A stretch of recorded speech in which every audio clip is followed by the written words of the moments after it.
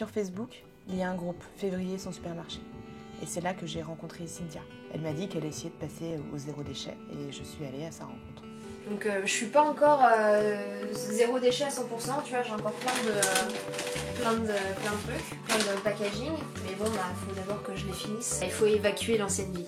Tu vois, maintenant j'ai mes recettes pour déboucher mes toilettes ou ce genre de choses. Et puis maintenant c'est savon noir, le vinaigre parce que c'est la vie, le vinaigre avec le bicarbonate de soude. Et puis astuce. Au lieu d'acheter du Febreze, achète de la vodka. En fait, ça enlève les odeurs. Ah mais Dans ton frigo, parce que comme tu sais, quand t'as du fromage qui pue, tu mets du bicarbonate de soude, mais la petite vaporisation de vodka, ça aide aussi. Des fringues, t'as fait une raclette, tes rideaux et puent, vodka. Donc moi je m'appelle Cynthia, j'ai 33 ans cette année, j'habite à Clichy et qu'est-ce que je fais dans la vie? Je bosse dans une start-up qui développe des plateformes pour des boîtes qui font de la finance ou qui recherchent des financements. De base je vais être plutôt flexitarienne, donc je vais avoir tendance à manger de tout, mais à faire attention à où je me procure ma nourriture. Aujourd'hui c'est vrai que je mange beaucoup moins de viande qu'avant, je vais manger de la viande, 3 fois dans la semaine, c'est parce que vraiment j'ai fait un effort, tu vois. J'avais une copine qui, du coup, avait commencé à faire sa lessive et ses produits ménagers et d'hygiène d'elle-même il y a peut-être 2 ans maintenant.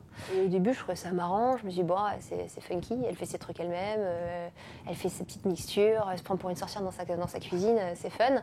Et au fur et à mesure, je me suis rendu compte que ce qu'elle faisait, c'était vachement cool. Donc c'est là que j'ai compris qu'il y avait des trucs qui existaient comme Aromazone et compagnie. Puis tu as aussi des déceptions parce que quand tu es habitué aux produits industriels, tu as des odeurs qui sont extrêmement fortes et qui restent, etc. Et moi, ma lessive, maintenant, je la fais moi-même. Je vais mettre du savon de Marseille, du savon noir, des cristaux de soude. Et puis du coup, ma lessive, elle lave, mais elle sent rien. J'ai fini par prendre des huiles essentielles en gros conditionnement pour en balancer dans mes fringues parce que j'avais pas d'odeur et ça me manquait en fait. Et en fait, quand tu fais chauffer des huiles essentielles, donc dans ta machine à laver ou ton sèche-linge ou ton machin, déjà ça peut encrasser ta machine, il faut le savoir. Et en plus, l'odeur elle reste pas. Je pars en week-end, je balance 3 gouttes d'huile essentielle dans mon sac, je sais que mon linge il sent bon, tu vois.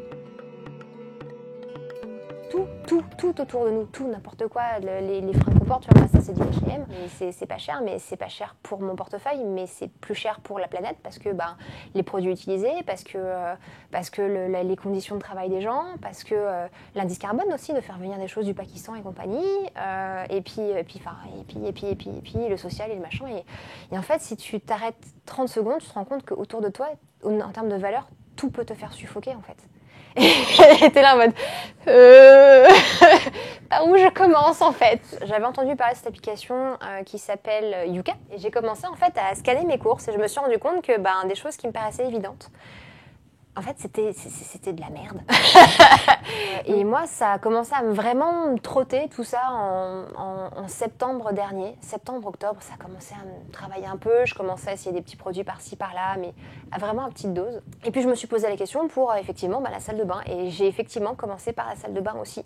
Ma pote qui en l'occurrence faisait déjà ses produits, qui m'avait déjà offert des shampoings solides, des choses comme ça. Au début je trouvais ça fancy, je trouvais ça marrant, mais c'était un peu une lubie, tu vois. Et au fur et à mesure je me suis dit non, c'est pas une lubie en fait, c'est une prise de conscience et ça devient urgent parce que peut-être on n'aura pas d'impact, peut-être on fait ça pour rien entre guillemets, mais peut-être que en fait, ne serait-ce que de se rendre compte qu'on a beaucoup trop de chance par rapport à d'autres personnes et qu'on peut quand même avoir un impact positif et respecter aussi les générations qui arrivent, c'est pas plus mal non plus en fait. Je suis passée après à certains shampoings solides parce que c'est plus pratique quand tu pars en voyage, parce que tu sais, ta petite trousse et tes machins, il faut que tu vérifies ton millimétrage, ça me saoule.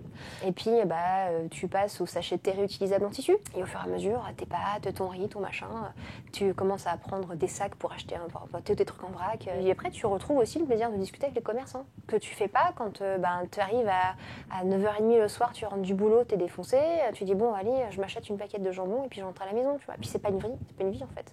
Alors je sais qu'en moyenne, tu es censé voir une réduction de 30% sur tes achats, parce que 30% c'est en gros le coût de revient des emballages. La mentalité elle est déjà là et le principe de se dire tu refais vivre des commerçants de quartier, tu respectes plus ta nourriture, tu respectes ton portefeuille, parce que moi quand je vais faire mes courses de légumes dans un C'est Juste, j'hallucine de ma note. J'avais 9 personnes pour tout le week-end. J'en ai eu pour 50 balles. 50 balles, moi, quand je me faisais un panier pour 3 jours dans un casino, un Leclerc, un machin, j'en avais pour 40 balles, c'était pour 3 jours de bouffe. Et c'était des machins où il y avait de l'emballage. Quand tu vas acheter dans des grosses enseignes comme ça, tu payes l'ensemble de la chaîne, tu payes tous les intermédiaires. Que quand tu fais un circuit court, tu enlèves tous les intermédiaires, tu enlèves tout ça, et puis tu respectes la personne qui a bossé en fait. Oui, la collapsologie, moi j'avais commencé à en discuter avec des copains de mon cours d'écriture. D'après cette théorie-là, c'est en gros si on veut survivre à l'effondrement financier, la meilleure façon de survivre à cet effondrement-là et de pouvoir justement essayer de reboucler sur une vie à peu près normale, c'est d'être déjà soi-même autonome. Et c'est vrai que se dire, voilà, on consomme beaucoup trop vite, on le vit à crédit. La théorie du zéro déchet, c'est si... on arrive à revivre comme dans les années 60, on va réduire le réchauffement climatique, on va réduire notre impact sur l'environnement et sur le climat, et on va pouvoir en fait récupérer un mode de vie qui sera plus simple pour les générations futures. Outre la prise de conscience qui est absolument nécessaire parce qu'on n'a qu'une planète et on n'a qu'un corps, et au bout d'un moment il faut peut-être faire en sorte d'eux, c'est d'abord le respect, c'est le respect de soi-même, c'est le respect de son entourage, c'est le respect d'autrui, c'est le respect de la nature, c'est le respect de son pays, de tout ce que tu veux. C'est accepter de se remettre en question et de se dire... je ne suis pas le centre de l'univers en fait, et j'ai un impact, et cet impact il peut être négatif, mais il peut être positif aussi. Donc si je décide d'investir mon argent dans des choses qui ont de la valeur, là oui. Là je suis passée au stade de c'est pas une question d'être moins cher, d'accord, j'ai un bon salaire, je peux me permettre d'avoir ce genre de propos aussi, c'est pas le cas de tout le monde. Nous, on a eu cette chance de vivre dans un monde qui était hyper riche, en plus nous en Occident, donc il y a encore ça aussi. Et nous, c'est vraiment ça, on a vraiment vécu dans le confort. Et ça coule de source en fait, pour nous c'est normal. Arrêtez de penser qu'à soi, pensez à demain, pensez aux autres et arrêtez de regarder juste son petit nombril en disant non mais moi je fais ça. Oui mais il n'y a pas que toi dans le monde en fait. Pendant longtemps j'ai vécu sans vraiment me poser la question, mais à partir du moment où j'ai pris conscience du truc, la prise de conscience elle est aussi bien en tant que citoyen qu'en tant qu'État. Sauf que le citoyen s'il pousse pas l'État il va pas s'en rendre compte, et l'État s'il éduque pas les citoyens ça va marcher non plus. Donc là, il faut qu'on arrive à se rejoindre sur le sujet, parce que chacun fait à son niveau ce qu'il peut. Donc moi, ma façon à moi, c'est d'expliquer aux gens ce que je fais, c'est de leur expliquer pourquoi je le fais, et de leur montrer que sans être un nazi du zéro déchet, on peut quand même respecter un peu les choses, respecter les gens qui sont derrière. Et oui, clairement, le supermarché, c'est pas la méthode la plus saine en fait de fonctionner. Je veux dire, on a tous besoin de bouffer. Maintenant, on n'est pas obligé de bouffer à prix d'or des fraises qui viennent du Maroc. Il faut être réaliste, il faut reconnaître les choses. Et ce qu'on achète, là où on donne des sous, c'est un système qu'on valide, qu'on cautionne. Moi, je ne cautionne plus. Ça commence par le vrac.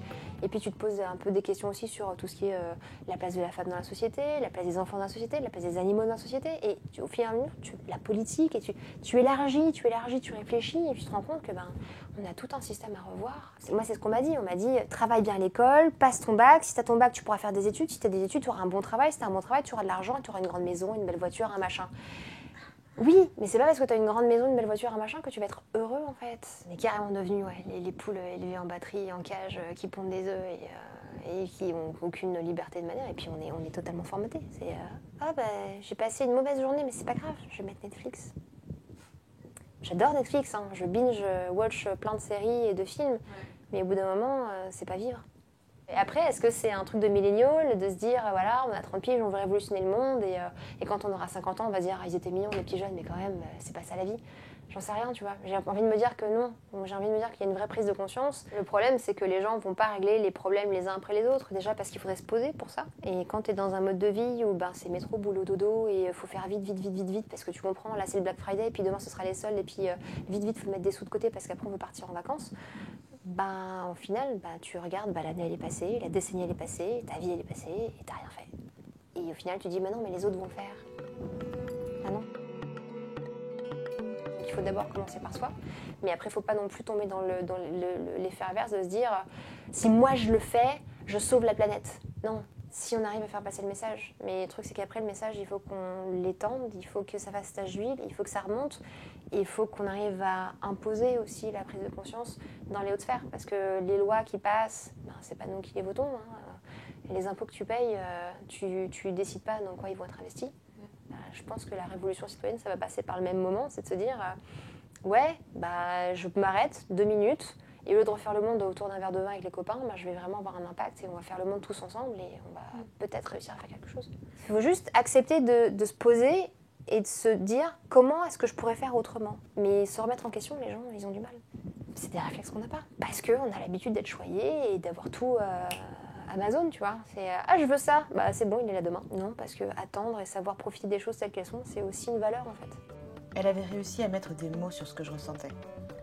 Prendre le temps. Est-ce que c'était vraiment ça la clé ? Je suis allée un week-end voir de la famille et je suis partie en train. J'avais 2 heures à perdre à la gare parce que je m'étais un peu trompée dans les horaires. Et là, à la gare Saint-Lazare, toute cette société de consommation m'est revenue en pleine face. Tous ces gens qui transitaient, qui achetaient, ces magasins, cette gare grouillante d'âmes perdues qui suivaient simplement ce qu'on leur avait appris à faire. Acheter. Comment essayer de transmettre ces valeurs si importantes à mes yeux ?